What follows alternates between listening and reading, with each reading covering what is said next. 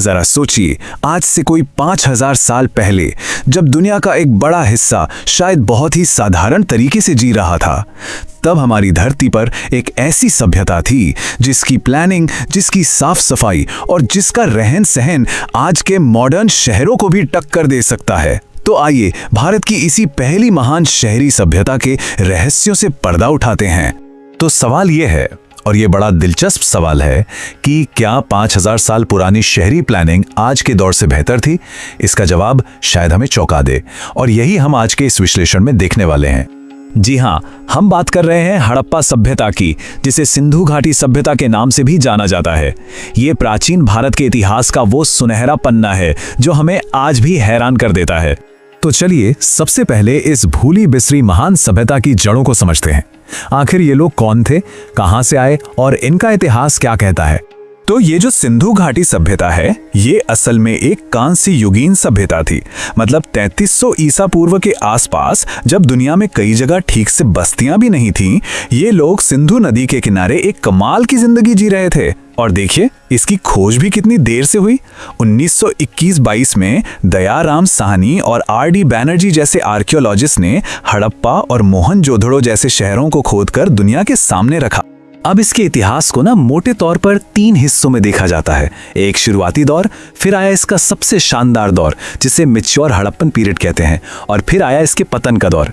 इसमें से जो 2600 ईसा पूर्व वाला समय था, वो इस सभ्यता का गोल्डन एज था, जब ये अपने पीक पर थे। अब आते हैं उस चीज पर जो इस सभ्यता को सबसे ज्यादा खास बनाती है, इनके शहर। ये ऐसे शहर थे जो हजारों साल पहले होकर भी भविष्य की झलक दिखाते थे। इनकी अर्बन प्लानिंग इतनी जबरदस्त थी कि आज के आर्किटेक्ट्स भी देखकर हैरान रह जाते हैं। जरा इनकी प्लानिंग देखिए। शहर एक ग्रिड पैटर्न पर बने थे, मतलब एकदम सीधी सपाट सड़कें जो एक दूसरे को 90 डिग्री पर काटती थीं।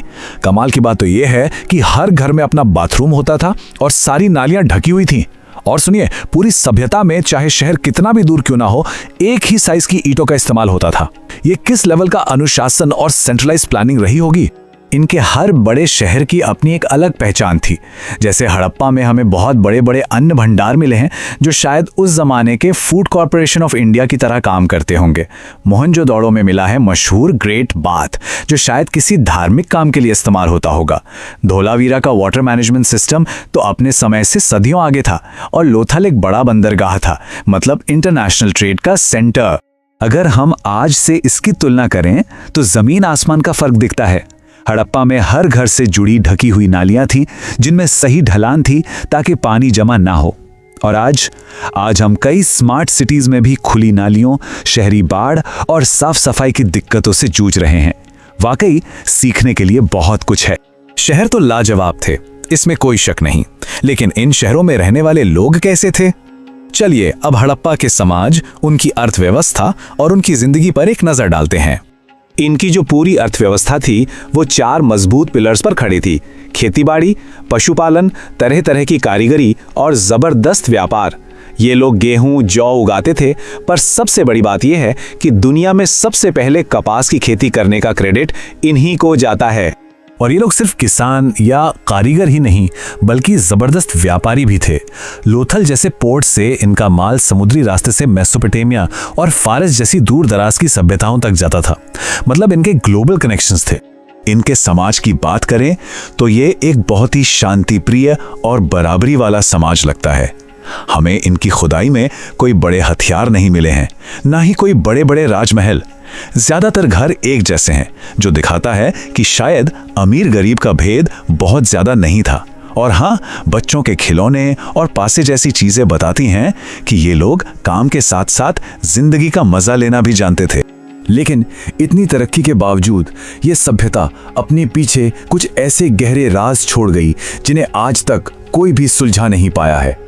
और इनमें सबसे बड़ा रहस्य है इनकी भाषा, इनकी लिखावट। ये एक चित्रात्मक लिपि थी जिसमें 400 से भी ज्यादा अलग अलग निशान थे और इसे लिखा जाता था दाएं से बाएं, जैसे आज हम उर्दू लिखते हैं। और सबसे हैरान करने वाली बात क्या है, आज तक कोई भी इस लिपि को पढ़ नहीं पाया है। हजारों मोहरों और बर्तनों पर इनके शब्द लिखे हैं, पर वो हमारे लिए बस निशान हैं। इसी वजह से हम नहीं जानते कि इनके राजा कौन थे, ये किस भगवान को मानते थे, या इनका शासन कैसे चलता था। सब कुछ बस अंदाजा है। और यहीं से उठता है दूसरा बड़ा सवाल, आखिर इतनी महान, इतनी व्यवस्थित सभ्यता गई तो गई कहां? अचानक ये फलते फूलते शहर वीरान कैसे हो गए? अब देखिए, इसके खत्म होने को लेकर भी कोई एक पक्का जवाब नहीं है।